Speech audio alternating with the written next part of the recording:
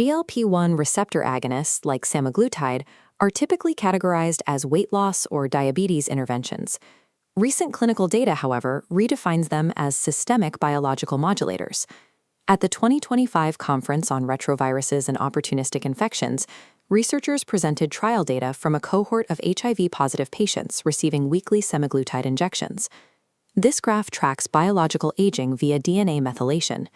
While the control group aged rapidly, the semaglutide cohort showed a 9% stabilization in their epigenetic clock. Additionally, patient alcohol consumption saw a stark drop, and cognitive testing revealed distinct, measurable expansion in visuospatial function. These outcomes, longevity, addiction attenuation, and cognitive enhancement, cannot be explained by gastrointestinal delay or a simple caloric deficit. It is often assumed that these patients age slower and think clearer because they lost visceral adipose tissue. The trial data contradicts this. Researchers found that the cognitive gains lacked a statistically significant correlation with the reduction of visceral fat. The actual physiological correlation is found here. This scatter plot shows that cognitive scores rise specifically as SCD16-3, a biomarker of macrophage activation, decreases. This correlation indicates that the drug is actively modulating the body's systemic neuroimmunological tone. To understand how a gut hormone alters macrophage activation and addiction, we have to look past the periphery of the body. The answers lie at the anatomical core of the brain's arousal architecture. This is the lateral hypothalamic area, or LHA. It serves as the brain's central hub for translating biological needs into conscious arousal. Within the LHA, the specific effector neurons responsible for mandating this arousal are the orexin neurons. This intense drive to stay awake and alert must be strictly regulated by an opposing homeostatic force. That force originates in the preoptic area, or POA, home to sleep-active GABAergic neurons. During sleep, these POA neurons fire rapidly. This high-frequency firing creates a mandate that suppresses the arousal system. This dynamic creates a physical, structural toggle. The organism's base state is a constant, localized tug-of-war between the POA sleep mandate and the LHA's wake mandate. Researchers mapped this wiring using AAV track tracing. This diagram shows green GABAergic axonal fibers from the POA, physically terminating directly on a red orexin neuron in the hypothalamus.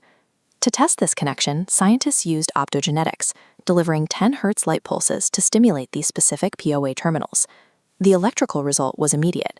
Every pulse triggered a sharp downward spike in the orexin neuron, an inhibitory postsynaptic current delayed by only 3.4 milliseconds. When researchers introduced the drug bicuculine, this inhibition vanished. This confirms the override is a direct GABA-A receptor-mediated mechanism. This inhibitory tone is powerful enough to force the organism into an unconscious state. The brain is hardwired for aggressive sleep induction. This creates a massive inhibitory barrier that any metabolic wake signal must biochemically overcome to maintain arousal. The question is, how does a satiety signal from the gut break through this hardwired GABAergic sleep inhibition? Researchers applied exendin-4, a potent GLP-1 receptor agonist, directly to hypothalamic slices to observe the reaction. This current clamp trace tracks the orexin neuron. Baseline activity is sparse, but as the GLP-1 agonist is applied, the neuron erupts into rapid-fire action potential spikes. In contrast, when recording adjacent MCH neurons in the same region, the MCH trace remained completely flat. GLP-1 differentiates between these intermingled populations, stimulating the orexin neurons while leaving the MCH neurons untouched.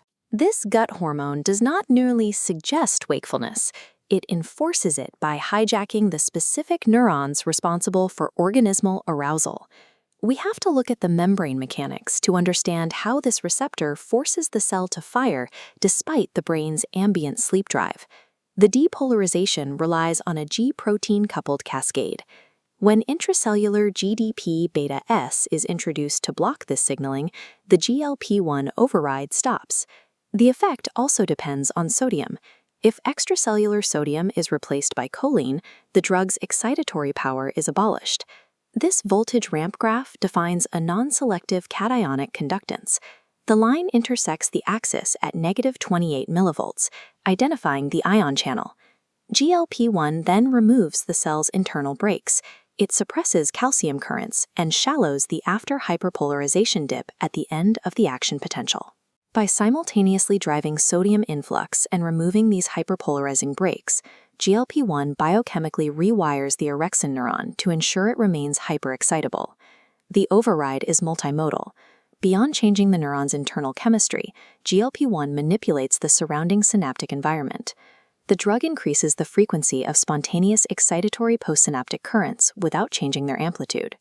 This indicates that GLP-1 is acting presynaptically to facilitate the release of extra glutamate, compounding the excitatory drive onto the orexin neuron.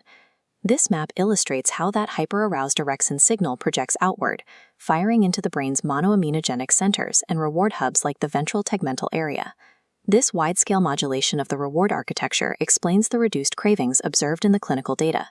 Tuning the metabolic state of the orexin neuron directly modulates craving neurobiology at its source. When we pull back to the systemic human level, the diverse clinical outcomes of these powerful drugs converge. The decrease in macrophage activation observed in the CROI cohort can now be viewed in the context of this central neural override. By integrating gut signaling with central autonomic circuits, GLP-1 alters systemic neuroimmune tone. Lowered neuroimmune activation correlates with the enhancement of visuospatial cognition observed in patients. While more longitudinal studies are required, researchers suggest that stabilizing these intertwined neural and immunological systems contributes to the observed slowing of the epigenetic clock. The lateral hypothalamus is where somatic energy states become conscious action. GLP-1 agonists reprogram the brain's approach to longevity, cognition, and reward.